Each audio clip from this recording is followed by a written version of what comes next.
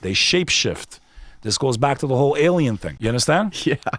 But she's singing about that. And in the video, you see shapeshifting. You see her zap the guy with magic. She's singing about magic. We know that magic is forbidden in the Abrahamic faiths. During Babylon, God sent 2 angels to test humanity. And they taught man at the price of selling the hereafter. Because he says, we taught man that which they should not learn. But if they were willing to trade their eternity for it, they were given knowledge that could be used to cause divorce and do all kinds of other crazy shit. And the occult is all about. It goes back to the time of Solomon.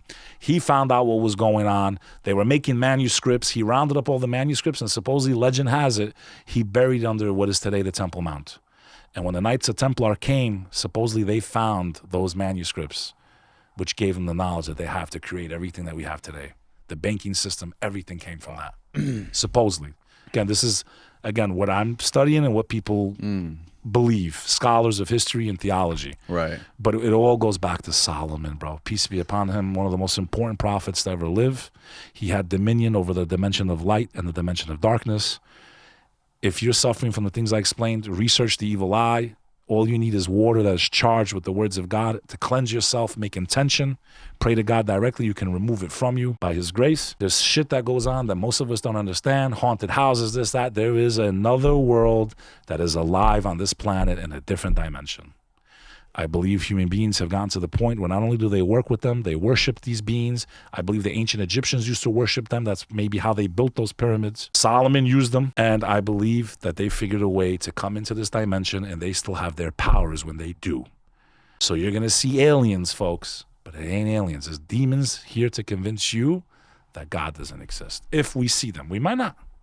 But if that happens, I promise you it ain't the aliens you're seeing in movies.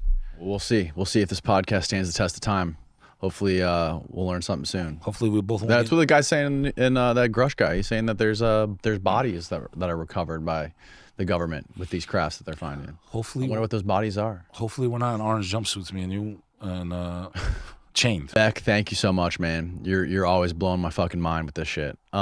Tell people where they can follow you, where they can listen to your podcast, all that stuff. Your podcast is fucking amazing, by the way. Especially, I was telling you this morning, I loved your podcast with Eric Zuliger. That was seriously? That was incredible, man. Bro, I try to be like you, man. You've done, you're doing what I hope to get to, but I think I'm going a little bit more like just general conversations now. I am bringing in guests. I rebranded just the Beck Lover. Mm-hmm.